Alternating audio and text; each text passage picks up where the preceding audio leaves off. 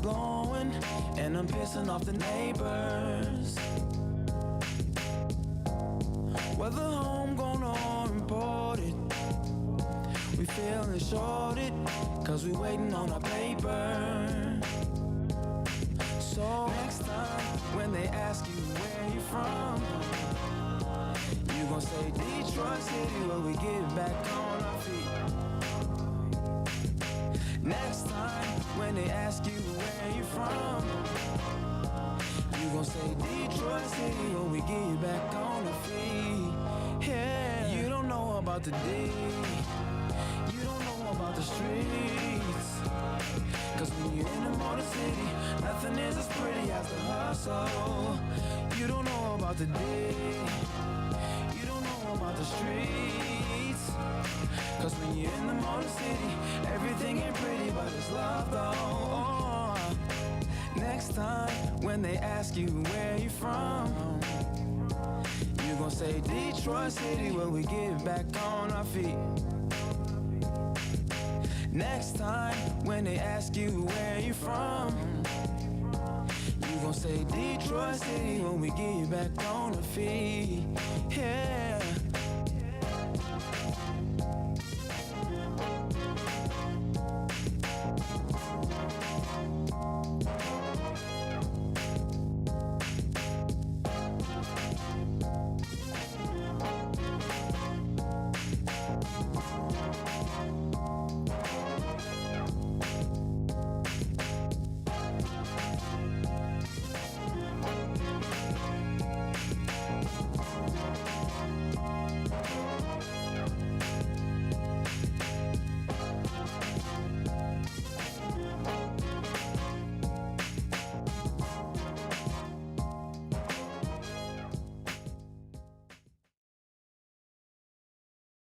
What's up? What's up? Hello, hello. Good morning. Good morning, everybody, and welcome back to Spike Kool-Aid for August. I'm sorry. That's the last time I was on outside of Monday. October the 16th, 2024. Good morning, good morning, good morning. Let me pop the chat out again. We are just now restarting this thing, so I don't expect a ton of people to be in here, but you know what gets people coming in? Continuity. So I'm going to try to give you guys that. It is the morning. For those of you who don't know, I am going to, hold on, wait. Let me do this. The reason that I'm on now is because my son is now in high school, so he gets out at 2 as opposed to 2:40, and it's just better for the morning. So let's do this. All right, we're going to try something new here. I got the podcast format set up. Shout out to everybody that's going to come in later. Shout out to the listeners on Spotify as well as we try to grow this podcasting audience. But today, man, we got quite a bit to talk about. Some moves made around the NFL yesterday. We'll talk about that. We'll talk about the Detroit Lions bringing in a pass rusher from the Bengals practice squad. We also got lined up who could the Detroit Lions sign as far as trade at the trade deadline. A lot of talk been heating up different names that the Detroit Lions could have. How will the defense fare without Aidan Hutchinson? It's so much to talk about. So much to talk about, guys. But again, welcome back to the show. Good morning. Good morning, Josh. Good morning, Fresh and Fly. We also have to talk about Alim McNeill getting extended. Was it a good move? Do we like it? And so on and so forth. So again, as the show progresses and I have more time on my hands, let me get this out the shot because I'm not doing anything for free no more. I'm not doing any.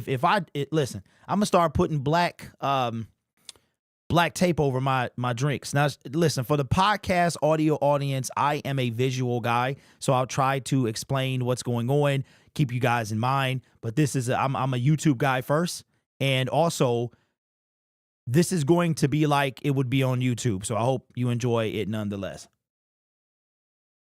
Good morning, Denzel. Good morning, Cassandra. Good morning, good morning, good morning. All right, so the first thing I want to talk about is let's talk about Alim McNeill. But before that, Fresh and Fly says, Derek, do you think we still need a big body wide receiver? If so, you think the Jets could possibly we could go after Mike Williams from the Jets. So, you know what? Let's get right into that. The New York Jets trade for Davante Adams yesterday, and we knew this was going to happen. I actually made a post on Twitter yesterday or last week saying next week Davante Adams will be a Jet. Now, they fired Robert Saleh. They lost on Monday night, so I didn't know what was going to happen. So check this out. After the game, okay, I think that this trade happened after the game. It's so much to talk about, but let's talk about Aaron Rodgers for just a second. I think Davante Adams was not traded until after the Jets lost Monday Night Football. Here's what I think happened. I think because if you look at what happened, you had Mike Williams, who went down for a catch, got kneed in the head, was out for the count. That's the second time in 2 weeks that the game was on the line, and Aaron Rodgers threw to Mike Williams, and there was no connection there. I think what happened was Aaron Rodgers, who I believe got Robert Saleh fired, also demanded, and this is all just speculation based on the fan and what I know of him from the NFC North, that he demanded that a trade happen, that we go get, if you want me, you go get Davante. Now, here's something that they said yesterday on a couple broadcasts I was watching. Davante Adams doesn't go to New York if he think Aaron Rodgers is about to retire or that the Jets are going to move on from him. So expect Aaron Rodgers to be re-signed and be the next version of Tom Brady. Now, as far as Mike Williams is concerned, I thought about that yesterday. So do I still think we need a big body receiver? To be completely honest with you, Fresh, I don't. Tim Patrick is stepping up and filling that Josh Reynolds role. But of course, you can never have too many bodies. And our defensive line is showing that right now. You cannot have too many bodies on your roster. So I don't think we do. And then even if Tim Patrick goes down, we have Allen Robinson, who might be good for maybe, I don't know, 200 or 300 yards. So I don't think we do, but I wouldn't be mad if if these guys are cut. So I know that the Jets are trying to trade Mike Williams, which is super dirty. And it's crazy because I made a video about Mike Williams in the offseason before he signed with them. I'm telling you, you get on Aaron Rodgers' bad side and you are going to pay the price. So I don't think we do, but I wouldn't be mad if we brought somebody in. What's up, Tavion says, with Alim extension, where are we currently with the cap? Okay, let me see if I can pull that up. Okay, so I don't even have to pull that up. The Alim McNeill extension did not affect the cap this year. Alim got 4. As a matter of fact, let's get into it.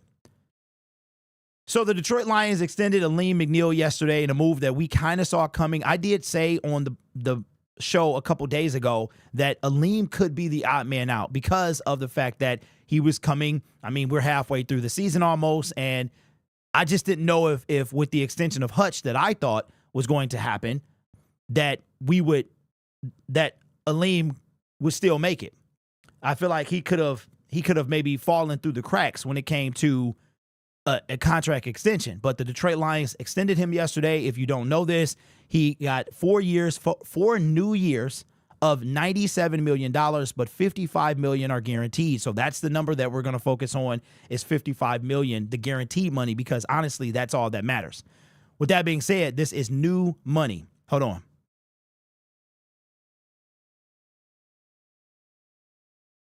This is new money. New money, which has zero effect on this year. It starts next year. Alim McNeill is 24 years old. He will be a Detroit Lion through 2028.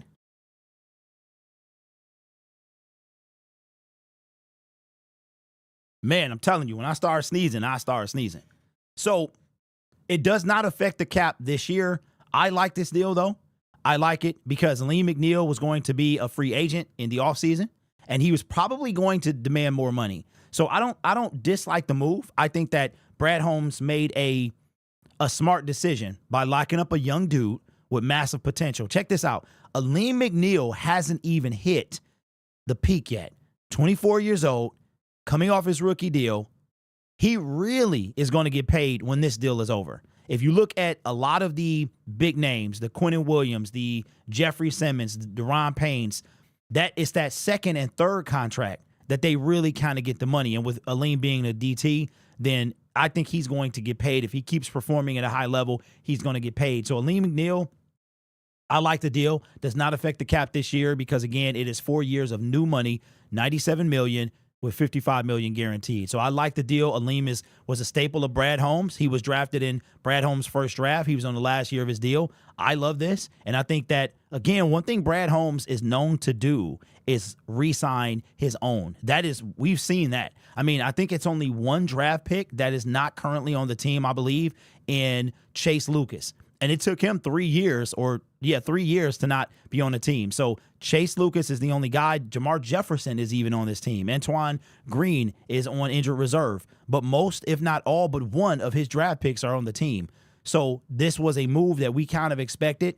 Now, it does beg the question, and we'll talk about this in a different segment, is should the Detroit Lions extend Aidan Hutchinson? Because he was going to be next. So we're going to talk about that. But I like the deal. Alim McNeill, 4 years, $97 million, $55 million guaranteed. Again, the guaranteed number is what you want to focus on. So now, basically, the interior of our defense, we got a guy that's going to be there for a long time. Let me know what you think down below. Again, for the Spotify audience, this is run off YouTube, so most of everything will be in YouTube format. I'm trying to come over to the podcasting side. So let's talk about that. Aidan Hutchinson, that's why I titled the stream Life Without Hutch, or Life After Aidan Hutchinson, because the Detroit Lions are going to have to do something. And yesterday, they signed an individual that is from the Bengals practice squad. Fresh and Fly says, I really think we trade for an edge like Walker, Mack, or Bosa, but if Brad waits to the last minute, I think he might desperately grab Hassan. I do agree we grab an edge in the draft. Okay, you know what? Fresh, I don't know, man. I felt different last night. Make sure ain't no brand showing. Because listen, this is what I realized. I want to deviate real quick. Hold on. So what I realized is that, I mean, I'm not a big deal. Like, YouTube and stuff like that. 22,000 on Syndicate. This channel grew relatively quick. I'm not a big deal. But what I realize is, I have some type of leverage. But before we get into that, so what's up, Aaron? Good morning, my friend. Let me deviate, Fresh. I'm going to come back to that. Hold on, let me get a little sip.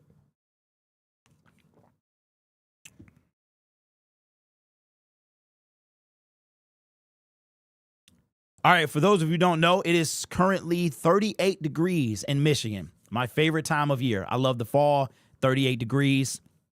Michigan is so weird. So I got a little bit of the sniffles, but I think it's because I just dropped my son off at school and now I'm kind of warming up. So let's talk about this real quick. If you are subscribed to Lion Syndicate, you have seen the Jerry Jones video. Jerry Jones absolutely broke yesterday. The Detroit Lions broke the Dallas Cowboys. We talked about this yesterday, but we didn't get any live feedback, so we're going to do that today. All right? Jerry Jones yesterday lost his mind. He lost his composure, and he threatened basically what came down to be a threat live on air of radio host, threatening their job because they weren't doing it the way he wanted them to do it, asking him cookie cutter questions. The Detroit Lions have actually broken the Dallas Cowboys. You could see this trajectory. Cowboy fans are not actually surprised by this.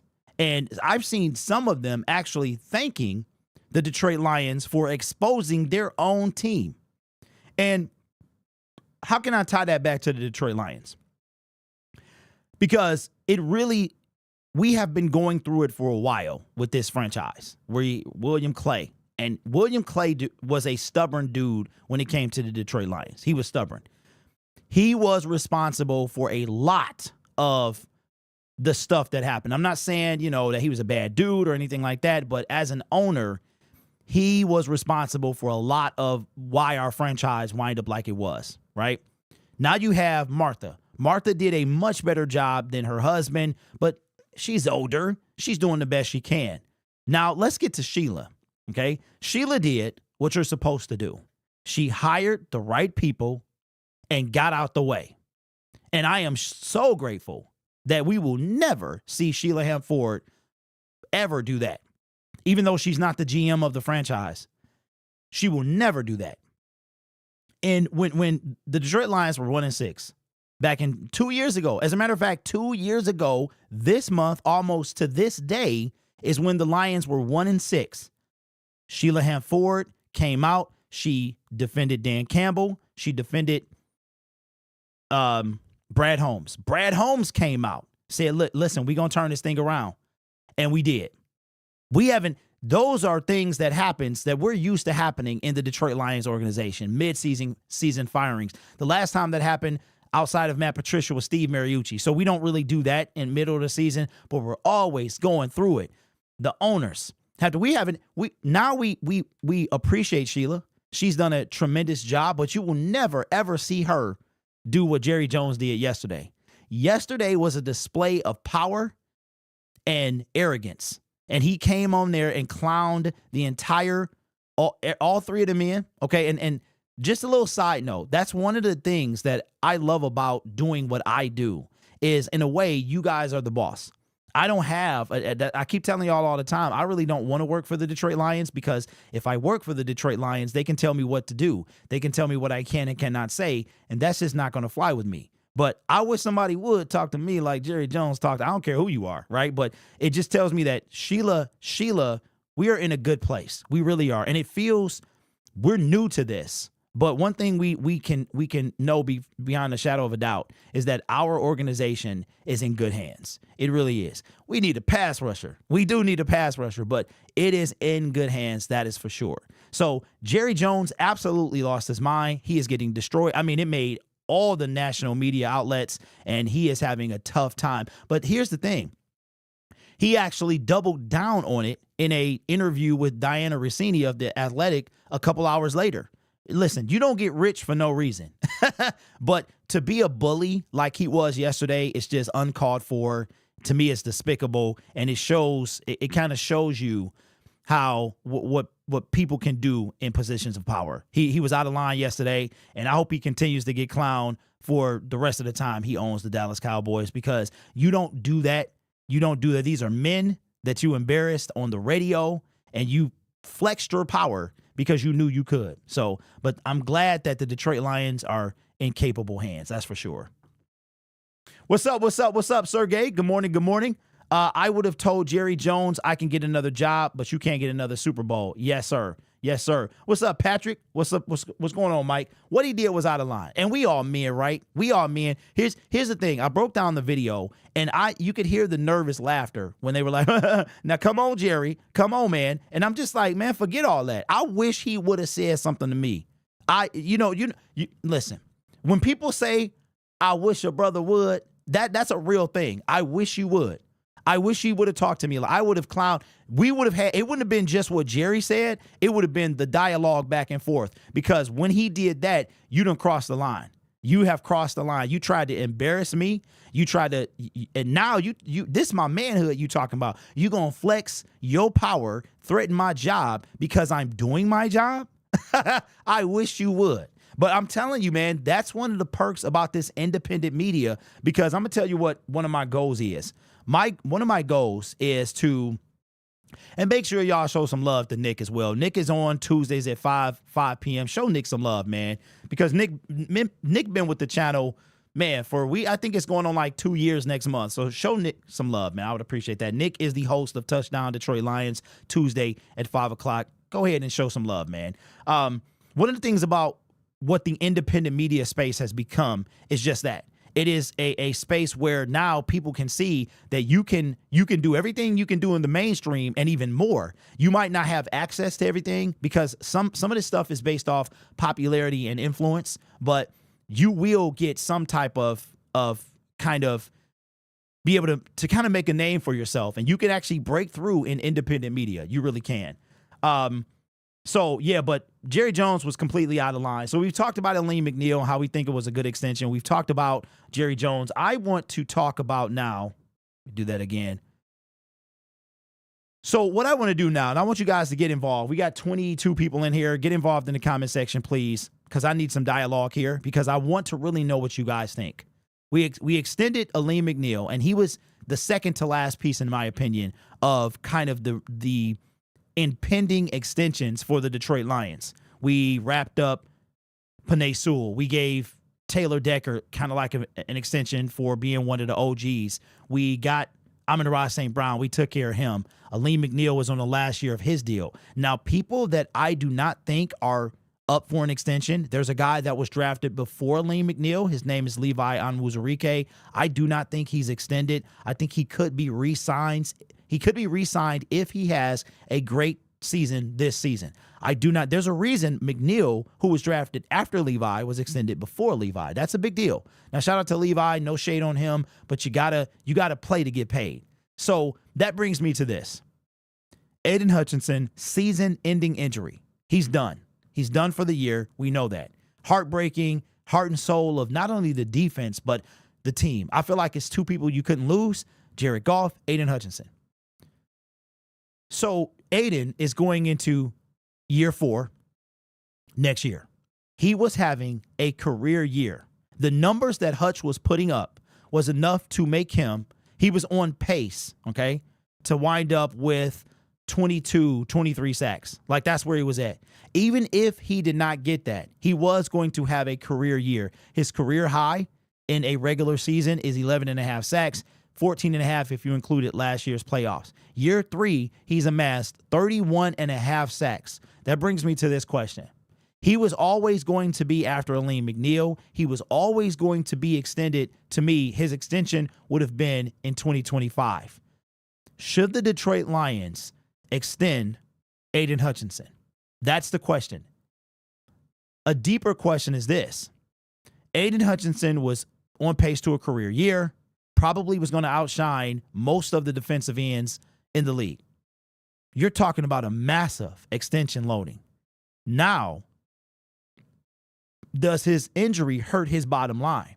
Or do you think that Brad Holmes, who's known to take care of his own, extends Aidan as if he finished out the year healthy? That's tough. That's a tough one. For me, I'm not in control of the money, so I don't know. But I think you got to look at past, present, and future when it comes to Hutch. You don't know how he's going to come out of this injury. Now, it wasn't a joint. It wasn't a ligament. It was a bone. And it's going to come back stronger. Knowing Aidan, he's taking this personal. I saw his Instagram post, and he said something that kind of made me emotional. And I've been emotional for the last 2 days, by the way. I'm getting emotional now, but he said something that made me emotional.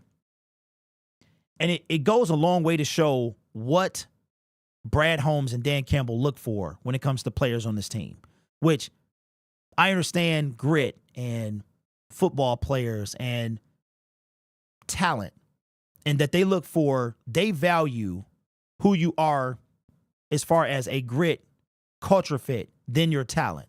But Aidan was that rare combination of all three. He had the talent, he had the grit, he had the culture. One of the things that he said in his Instagram post is he said that he would redeem himself next year. Redeem yourself? What you got to redeem, brother? It literally is getting me emotional right now. You don't got to prove nothing. Not only were you the sack leader in the NFL, you were the sack leader on the team. You had the most pressures on the team. You had the most pressures in the NFL. What you got to redeem? There's nothing to prove, bro. But the fact that he felt that way, really, I'm just like, Hutch, come on, man. That goes a long way. Fresh and Fly says, I think Brad takes care of Hutch. Cassandra says, without Hutch, our defense regresses exponentially. Does Aaron Glenn keep his job? Now we'll actually see the integrity of his scheme. I like that. Brad going to take care of Hutch, but it probably be after or mid next season. Hutch is just passionate about the game. And that's what I was thinking. How Hutch's injury, did it alter his payday? Because now the Detroit Lions, what they could do is they could let year 4 play out, see how he's healthy. We will pick up his 5th-year option. They could let year 4 play out and extend him, like was said in the chat, mid-season or after the season. And that breaks my heart because they were going to take care of Hutch. He would have got a monster deal. he probably would have had at least, I said he would have 15 and a half sacks. He was probably, he could have tripled that, tripled the 7.5 that he has. So knowing what Brad has done, here's what I think happens. I think they do this. They say, Hutch, because of your injury, we would like to extend you regardless. But because of your injury, we'll offer you this if you take it now. Or we've already picked up your 5th year option. You play this year out and see if we can bring you back to these numbers. So we'll give you this number now. We'll give you this number if you get here. And we just doing that to see how you recover. I think they do that. I think they offer him an extension going into. Brad Holmes has signed injured players coming off of double season-ending injuries. It would, to me, it would only make sense for him to sign Hutch, hurt or not, extend him. But they could also wait at the same time. So let me know your thoughts. I think Hutch gets extended regardless. I think it's only the right thing to do. I mean, the dude got hurt making a sack. And it's crazy. But anyway, get well soon, Hutch. We appreciate you, man. But let me know what you think. Do you think Hutch gets extended in the offseason of next year? That's a good. So today we're going to do the defense on Lion Syndicate. We're going to talk about the defense. Today is Wednesday. So I got the power rankings coming out. That's going to be the first video. That's already been recorded. I did that last night. And then we are going to talk about the defense. And we've got a lot of videos to make today, a lot of pass rusher videos to make as well, because I've been seeing stuff go crazy. But we can talk about it here, and we'll talk about it more on Friday. But as far as Aaron Glenn, let me see what Denzel says. Okay, Hutch is passionate about the game. I read that one. Hutch feels that by getting hurt, that he let the team down and stayed down. You know what? I'm actually not surprised by that, because David Montgomery said the same thing. When he got hired, and that's how I knew. I was like, you know what? David is a keeper. David Montgomery is a keeper, because he was like, if he gets hurt, he takes it personal. And I'm just like, bro, like, y'all take it? He was like, he takes it personal. I'm like, this is a violent collision sport that you have no control over it, whether you get hurt or not, and you're going to take it personal. That just told me what kind of mindset David had. But with Hutch, man, it just was like, dude, like, I don't know, it just kind of hit. And like I said, I've broken my leg before, so it's extra. Like, this is extra touchy to me. I'm just like, dude, like, I hear you, Patrick. Like, he let the team down. But, hey, Kirby Joseph said it. I started watching the St. Brown Brothers podcast. And Kirby Joseph, you could see, oh, my God. So, I'm going to say something. I'm going to talk just a little bit about the injury, okay? I'm not going to describe the injury, but Kirby Joseph said something. And it kind of made me cringe a little bit, so I'm gonna give you a fair warning of, it's not gonna be graphic, but it might upset you a little bit. All right, so if you're still here, Kirby Joseph said that. So Amon Ra's brother Equanimous asked, like, "Yo, how y'all doing with Hutch? How's he doing?" and stuff like that, and Equanimous was asking. So Kirby was like, they heard him screaming. And also said that he could hear people around him said they heard a snap. They heard it. And I was like, wow. And they said they heard him saying it's broken. It's broken. Like, and Hutch has been injured before. He injured his ankle. So it was just, wow, it kind of gave me chills. But one thing I will say is Hutch was hurt in 2020, and he came back and had a career year at Michigan. So by no means, it's this one is a little different though. I don't know if there's hardware in his ankle, but there will be hardware. They've already talked about what they had to do in order to bring his leg back together, and it sucks. So, but yeah, if that's the case, Hutch will bet on himself or extend Hutch with incentives. Who's our starting D lineman? Who will be fresh? You mean now? That is a great question. Alim McNeill, DJ Reader, and if I had to guess, Josh Pascal, and maybe the dude Uku, And check this out. With Kyle Pecco going on injured reserve, Lions got 2 spots on their active roster. We were down to 50. We already went into the game in Dallas with 52. That spot was open. We went down 2 defensive linemen, and then we signed one from the Bengals practice squad. So I don't know. I don't know. I would have to assume that it's going to be Josh. This might be Josh's time to shine. Don't forget, Josh is under contract for another year, so he's not going anywhere. Maybe Levi steps up. I have no idea. I don't know. I'm wondering as well, are we going to see James Houston, who's been a healthy scratch for 2 of these games? So I don't know. But Aaron Glenn, I've got thoughts on Aaron Glenn, and I saw something during the broadcast of Sunday's game that made me say Aaron Glenn is not going anywhere. So we can believe that Aaron Glenn has to do better, but I saw something. It was like the biggest bro hug I've ever seen on the sideline between Dan Campbell and Aaron Glenn. I said, he ain't going nowhere.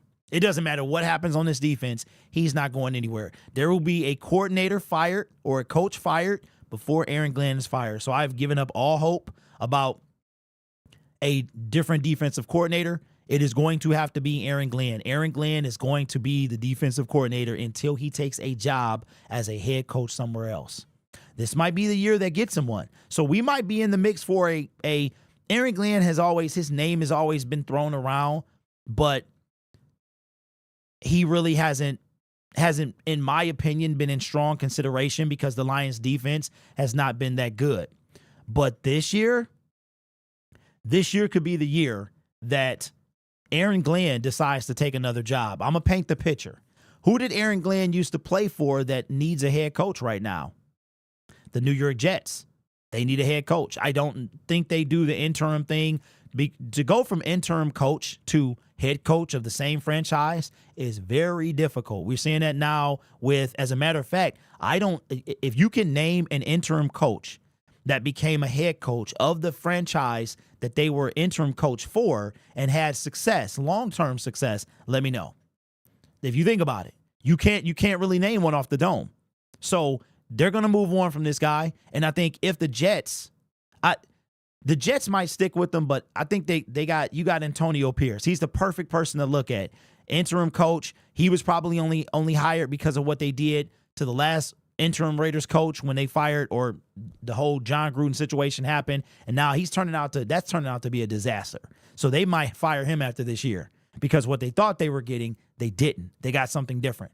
He looks like Antonio Pierce might have okey-doked the whole. I have no idea. But Aaron Glenn, I could see Aaron Glenn going over there with the New York Jets, 100%.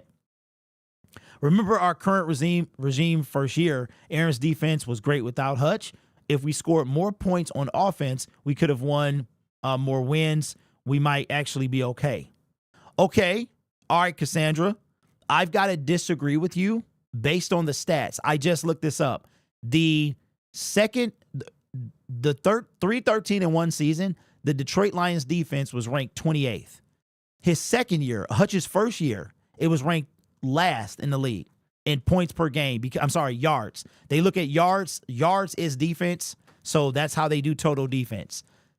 So Aaron Glenn's defense has been 28, 32, 19, which was last year. And again, on Lions Syndicate, we'll go over defense through. And I'm very eager to see what the defense is going to rank because they had a great game, held the Cowboys out of the end zone, so the red zone efficiency probably went up a little bit. I don't even know. Well, they were in the red zone quite a bit, but they only walked away with 3 points. So I think they went 2 for 5, something. I don't know. I don't know what they went, but I think the defense is going to shoot up.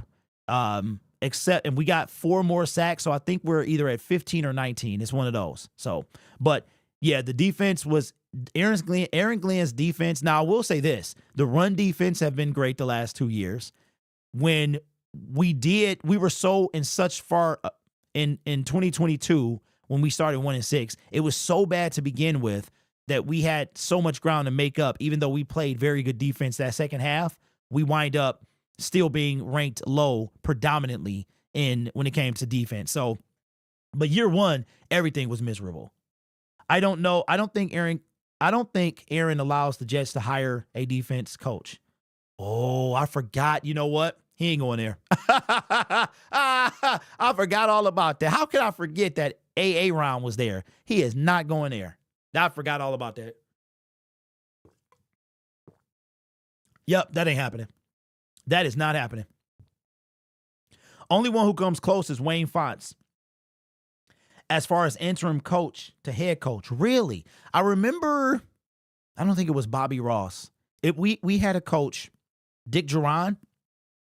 Dick Duran was an interim coach, I think, when Ross got fired. Then he went to go coach the Bears. But as far as staying with the organization, I didn't even know that. I didn't know Wayne Fontes was an interim coach. I had no idea. No clue. All right, so let's do this. Let's move on to, I want to talk about what are we going to do with no Hutch? And we've been talking about different guys that could be signed. And I brought up a name yesterday, Zadarius Smith. It's also, I've been seeing articles galore. And there's a name that is kind of preposterous to me. I don't know why this is coming up. But the Detroit Lions, there are two guys that I don't think, okay, there's one guy that to me is completely unattainable. His name is Josh Hines Allen. That sounds weird because I'm used to Josh Allen. To me, he's completely unattainable. Just signed a massive deal in April. I'm going to make a video about him because that's what I do. But he's massively unattainable. I think unattainable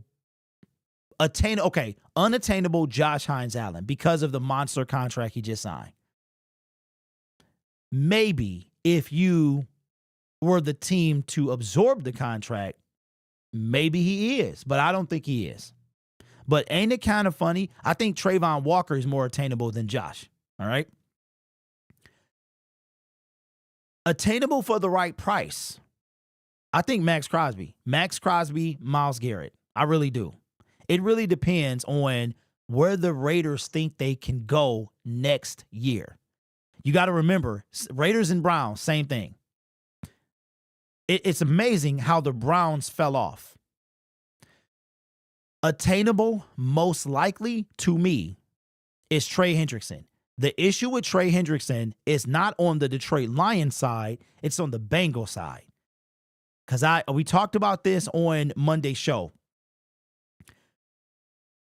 The Cincinnati Bengals have 8 total sacks. You know who has 5 of them? Trey Hendrickson.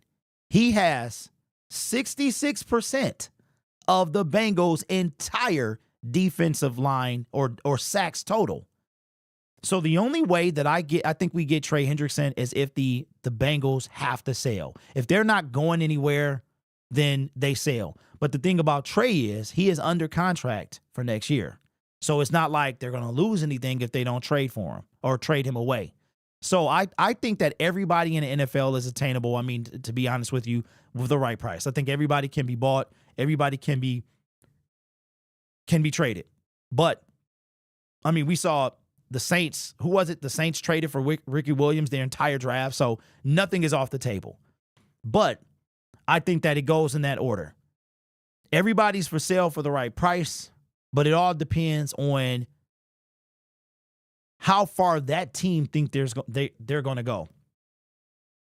The Raiders' next head coach, the Raiders' head coach was the interim last year, but he won't be their head coach next year. Lone Spoon, that's exactly what I was saying. And when was it? That's what made me bring this up. Is Antonio Pierce? We talked about him. I did mention him. I think he okey-doked the whole organization. They thought they were getting one guy. They wind up getting another guy. And I think I said this before. The reason to me that Antonio Pierce is the Raiders head coach, 2 words, Dan Campbell. I think if Dan Campbell is not hired by the Detroit Lions and has the success that he has, how many coaches can you name or can you that act like Dan Campbell does, Antonio Pierce, where they try to bring that player to their coaching? It's not a lot of them. The coaches that have played. And I think Dan Campbell kind of paved the way for guys to, quote, be themselves. Because Dan Campbell has always been himself from the kneecaps and all that stuff. So I think that the Raiders they're going to fire him. I think Patrick says, I think we will be okay. We will have to do more power rushes, but we have pretty good depth. I just don't want Brad to wait until the deadline to make a move because if things go wrong, it could knock us out of playoff contention. What's up, Vash? How you doing, man? All right, so Tavion, let's talk about that. I think that it really depends on who they're going after. The Cleveland Browns, they're done. So anybody on that team is fair game, except Deshaun Watson. I even think Myles Garrett is a possibility. I truly do. He on the books for $20 per season. He's under contract for another 2 years. Could you imagine? I could. This is what I see. This is what dreams are made of. Okay, check this out. Myles Garrett and the Detroit Lions don't have to get a stud in the first round. They don't. And don't forget, we still have free agency. It might be some stragglers around there. And then Myles Garrett is a first round pick, first overall pick. Trey Hendrickson is not that. He was drafted in the mid-round, I believe. A lot of these edge rushers, you would be surprised. These dominant D linemen, look at Alim McNeill, third-round pick. A lot of these D linemen who get these deals, they're not like first overall picks. Jadeveon Clowney, Myles Garrett, two that come to mind. And Jadeveon was really not all that. Myles has been. Trayvon, he's not been all that. Hutch is outshining him. But some of these third, fourth, fifth round guys, you look at their draft position, you be like, wait a minute, this dude is a dog. And he was drafted. So Max Crosby was a fourth round pick. So that's what I'm saying, right? So I feel like, but could you imagine a Myles Garrett, a healthy Aidan Hutchinson, and whoever Brad decides to bring in, that'd be a scary defensive line. But Tavion, as far as the trade deadline, I think he does wait. Because if you're looking at, okay, let's take the AFC. Let's take the Bengals, Browns, and Jags. The Jags are done. Doug Peterson will probably be fired. They're done. I think they're one loss away from fire sale. That's what I think. Then you go to, but there's a team we're going to talk about probably on Lion Syndicate today, Harold Landry, the Tennessee Titans, fire sale. Like they about to have I bet you Malik Willis is looking real good right now. But we're going to talk about them a couple today. It's a guy that we're going to talk about today. So I would keep an eye on Titans, Browns, Jags, Bengals. I think it was Max Crosby is the reason he is a Raider. He's the Raiders coach. From what I heard, he was requesting a trade if he wasn't hired as head coach. Lone Spoon, I do remember that. I think Devontae vouched for him as well. I do remember that, though.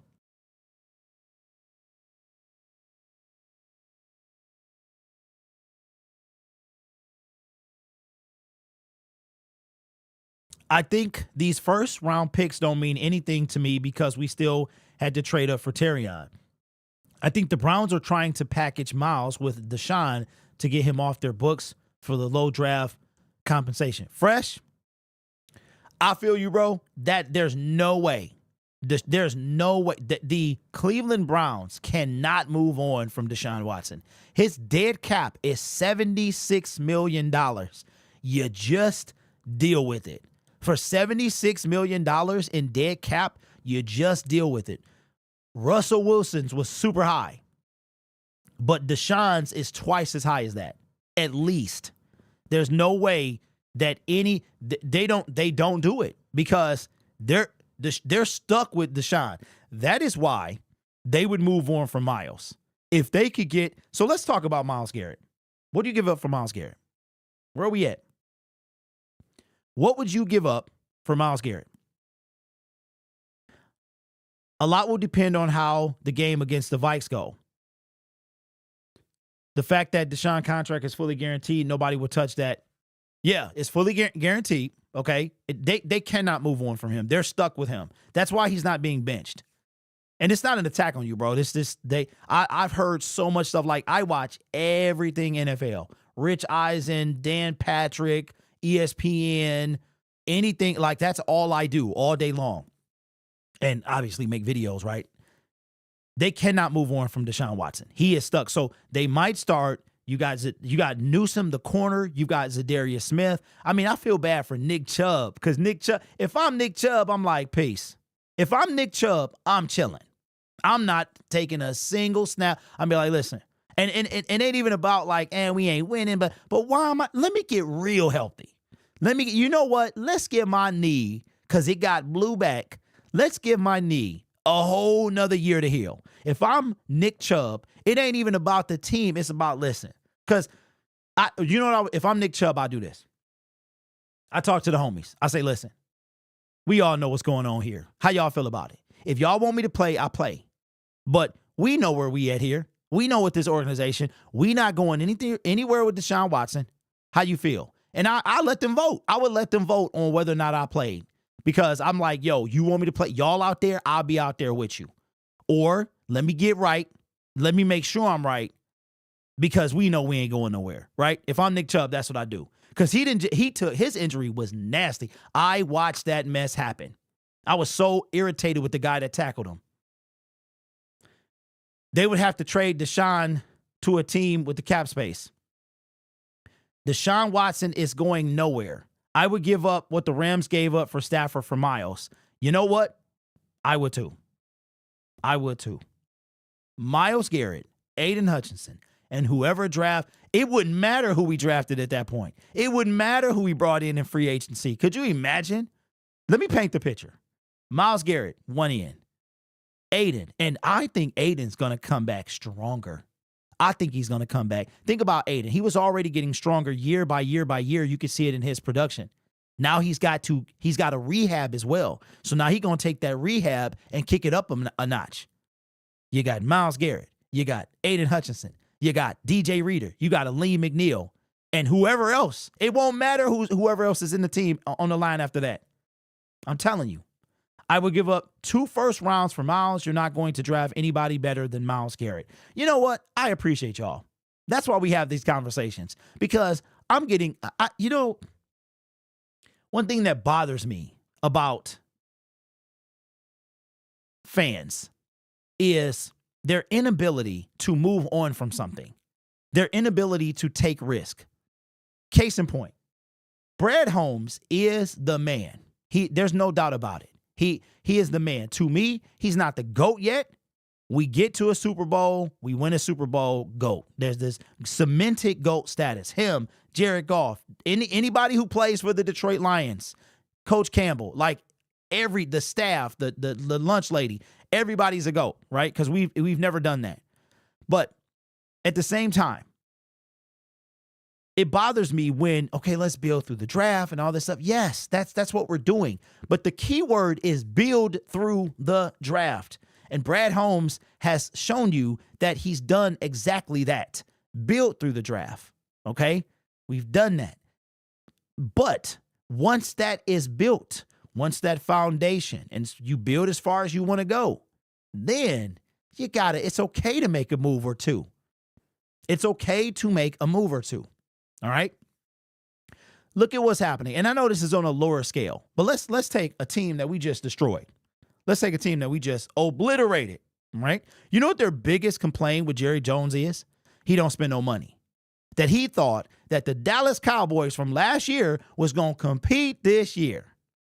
They don't have Tony Pollard anymore. And they passed up on King Henry for Ezekiel Elliott. And King Henry, not only, he made the Ravens better. I remember last year at the trade deadline, he was on his way to the Ravens. And I remember saying, please don't let the Ravens get Derrick Henry. If the Ravens have Derrick Henry, I think they do beat the Kansas City Chiefs. I think Lamar does go to his first Super Bowl and quite possibly wins it with Derrick Henry. Now, that's a smaller level. He's a running back. He's older. He's still producing. He's not like a high-price, high-value defensive end. But he's a difference maker still. So I think you gotta be willing to make things happen, because we did this before. We looked at the teams that made moves. The Rams made moves. How many teams can you name? Okay, so the reason I brought up the Ravens is the Ravens, they haven't really won anything though. So, but the Chiefs are almost a carbon copy of the New England Patriots, the Dynasty Patriots, primarily built through the draft. Patrick Mahomes was working with me as a receiver last year. You can't really, so without him, without Chris Jones, without Travis Kelce, without Andy Reid, without L'Jarius Sneed, I mean, those guys, but you take those away, Sky Moore, Kadarius Toney, like, what are we doing, right? Running back, Isaiah Pacheco, no shade to him. He does his thing, but he's not like a superstar, right? So you got them. You got the New England Patriots, kind of pass rush by committee. Tom Brady, they were efficient. They did what they needed to do. But if you take those two teams away, most of the Super Bowl winners have done something. They've done something, right? 1 move, 2 moves, 3 moves. I mean, the Rams had to go get 4 people. They had to go get Matthew Stafford, they already had Aaron Donald. But they had to go get 3. Stafford, Odell Beckham, and, because they had Jalen Ramsey. So they had to go get him too. They just got him a little earlier. Jalen Ramsey, Odell Beckham, Von Miller, Matthew Stafford, Aaron Donald. Like they had to do some things. So I think the Lions eventually are going to have to do something.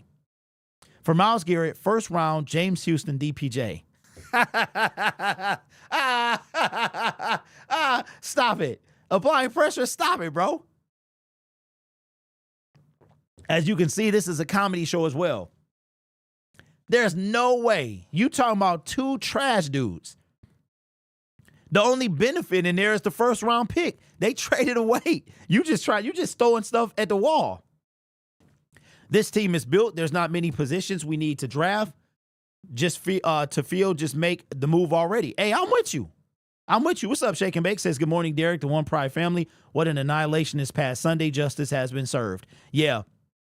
Yeah, I see what you're doing there, applying. You're like, look, you just trying to throw stuff. Nah, bro, don't nobody want them dudes. What's up? Jason says, why would Browns do that deal? They wouldn't. They would not. But I will say this as we wrap the show up, and I just want to do a real brief kind of NFL in general segment. I will say this. I do think that somebody's going to be available. Somebody we don't expect. Because do we really expect Myles Garrett to be available? No. Do we really expect Trayvon Walker? No.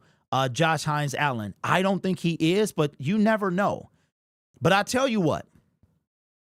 Look at the Minnesota Vikings. And this is what grinds my gears. It really does. Because one of the things that I heard yesterday after Jerry Jones went off on the radio host is that, and this is crazy. I knew this, but when you hear it, it sounds, it has more weight. We have the basement armchair GMs. We might not have power to dictate how a general manager runs the team, but they hear us. They hear what we got to say.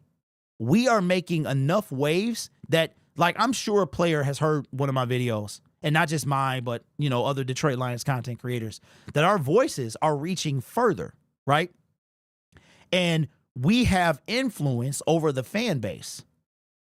That's probably why y'all get so irritated with me when I get irritated, because I can change. And I've noticed that too. Like, okay, if I say something, people might kind of lean toward it more.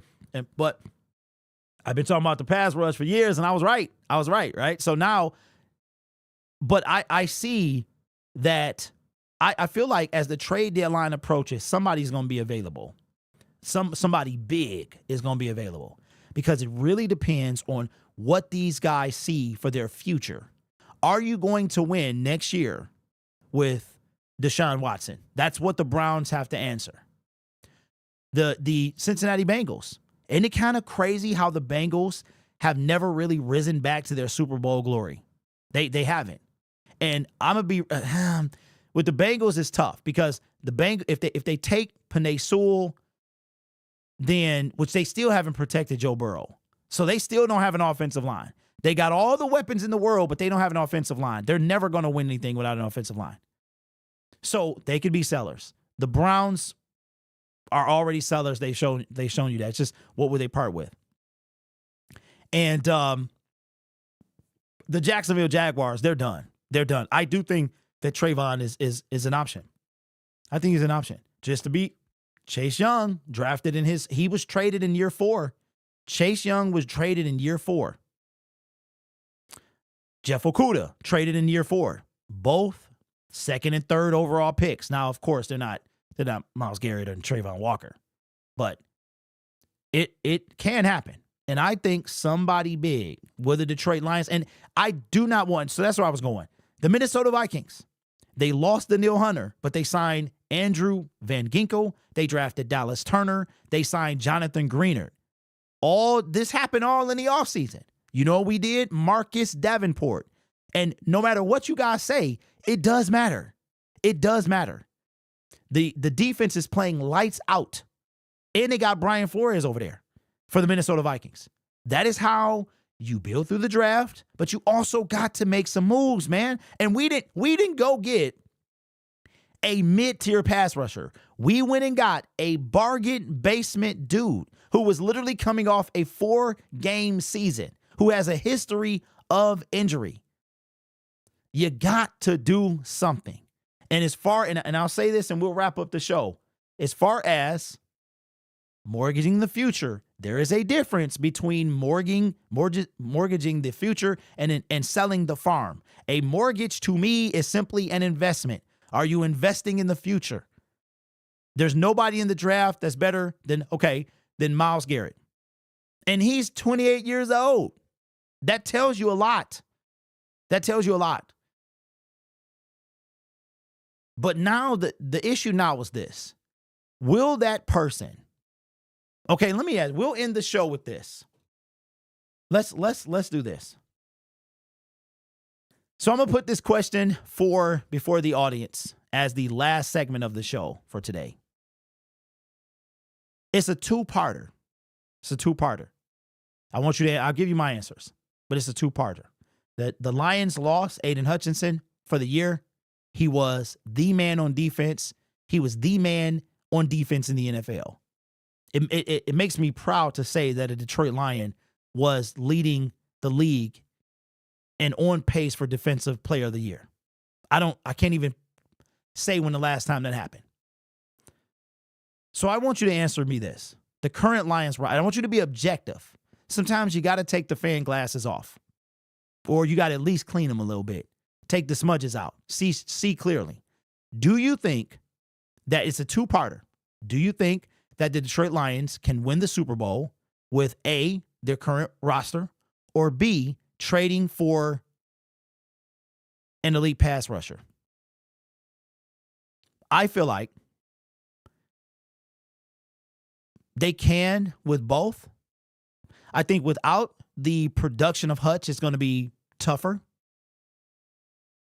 I think with a Myles Garrett, an elite edge rusher to at least alleviate and try to make up for the loss of Aidan Hutchinson will help us. But I also think without them, it could happen as well. Offense cannot miss a beat at all. Defense has to do just enough. I do believe that collectively, this team can come together and win a Super Bowl. And I think they do it for Hutch. I think the injury galvanizes the team. They can still win. I would like to see his production replaced. Because when you look at the numbers, and we'll really see against the Minnesota Vikings, and that's why you guys said the game against the Minnesota Vikings will tell a lot. You're exactly right. We will see. Hutch didn't have to get a sack every game, but his presence was felt. We do not have him anymore. We don't have anybody like him on the team. That will show up on Sunday, whether it's blitz packages from Aaron Glenn, if you thought that quarterbacks had all the time in the world with Hutch, wait till you see what happens without him. And if we start blitzing a ton, that means that the pressure will fall solely on the secondary. Because if we start blitzing, we're going to either blitz a linebacker or two, or we're going to do like we did last year when we brought Ife Melifonwu up. Safety blitz. He had 3 sacks. That's a call you can't make all the time. That's a 3rd down and long. Got to get him on the ground because you go all out. One thing the Lions don't do a lot is zero blitz. That's one thing they don't do. So I feel like it's possible. It will be difficult regardless. I think it's more difficult without an elite pass rusher, but I think that there's not many teams that could come together and play like our team can. That's one thing I can say. When you play the Detroit Lions, you feel it the next week. Nobody has played the Detroit Lions and won the next week. Not a single opponent this year. We will see when the Dallas Cowboys come back from their bye week, what happens with them. We will see what happens after week 7 with the Minnesota Vikings. But if there's one team that can come back and galvanize together and win a Super Bowl with a less than superior roster, it is the 2024 Detroit Lions. If you remember the 2022 Hard Knocks, we can and we will. And it was crazy how that season started. Started 1-6 and went 8-2 the rest of the season. Defied all expectations in 2023. And in 2024, now we it's an uphill battle. 4-1, but we are in the best division in football. Make no mistake. The best division in football. So, do you think that the Lions can win a Super Bowl? My answer is yes. I would love to see a replacement. And I'm thinking of, when I say replacement, it's only for Hutch's production. You can't replace him. And I'm also thinking, I'm not talking about a loner. I'm talking about a guy that will help the rest of the year, and him and Hutch will dominate next year. So let me know your thoughts down below. All right, let me see. Yes, still trade. The time is now, says Robin. Branch is becoming a star. Yes, he is applying pressure for sure, but we can't keep losing edges. Yes. Q-Ball says, what channel is this? Q-Ball, you mean the channel now? You thought you was on Lion Syndicate, didn't you? This is Syndicate Sports Detroit. So let me tell everybody, yeah, we have 3 pass rushers out. Okay, Josh says, we'll be fine in the short term, but Aidan missing will eventually become prevalent. We actually have 4 out if you count Barnes. Bass says, I think we need that star edge power to get us over the hump. I'd rather have more help at edge. We can still motivate ourselves to step up, but who can we get to edge? Now, you know what's crazy? And I'm going to just throw this out there for fun. You know what'd be crazy? If the Lions, if in December, they're like, yo, Matthew, you want to come back? Because we need some bodies, bro. You know what I'm saying? So I just thought I would throw that out there. We play better with adversity. Absolutely. Solo says, I think we can still win the Super Bowl because of how high-powered the offense is. And you know what? Yes, the offense is going to have to make up the difference. Hutch, listen, this game against the Minnesota Vikings, and we'll wrap up the show. One thing I love about these shows, man, they start off slow, but then they get going, and we never make our time. I think that the defense has to do just enough. But we are really, okay, this is what I want y'all to marinate in. I want y'all to marinate, and this will be the last, we'll end the show after this.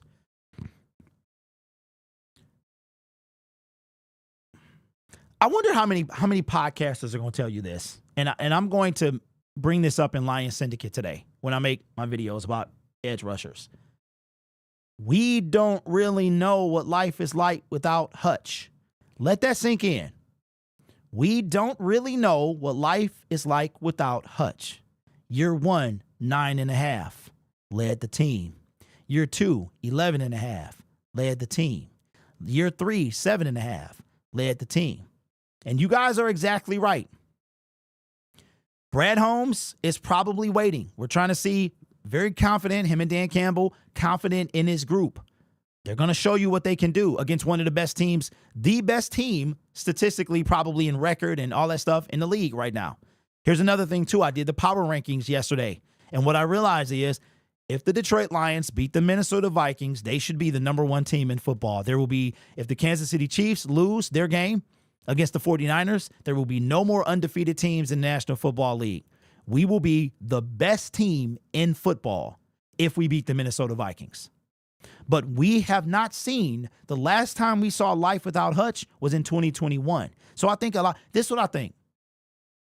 I think everything y'all said about the offense is true, but I think that we overestimate. We don't know what life without Hutch is like, but we about to find out. We're about to find out. We don't have a choice. And that's when everything is going to become clear.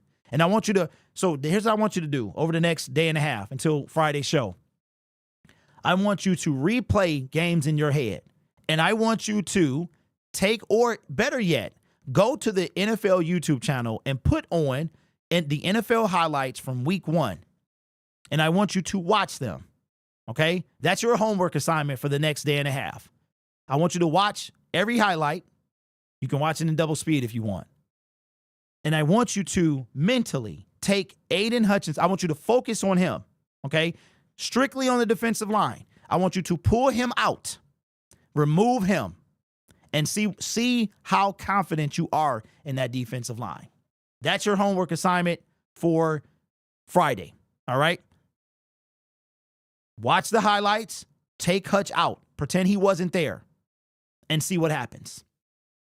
I'm telling you, man, these next 2 weeks, because we play the 20th and the 27th. Okay, so Lions play, we have 3 games. We play the 20th, the 27th, and the 3rd. We got 3 games. We have 3 games, and we're going to find out exactly where the Lions are. But that's the show, ladies and gentlemen. I appreciate you. Syndicate Sports Detroit is back. This channel was made for live streaming, so I don't over live stream on Lion Syndicate. It is made for fan interaction. I've been MIA because my schedule is out of it's not set. But one thing I do have to do is drop my kid off at 7:10 or before that. So the only time I really have is 8. So that will be the new time, Monday, Wednesday, Friday. Maybe we'll eventually get to every day, potentially. That's the goal. And the goal is also to expand, right? Get some Tiger stuff in here. That's why I'm like, support Nick. You know what I'm saying? So anyway, appreciate you guys. I will see you on Friday. Have a great day and go Lions.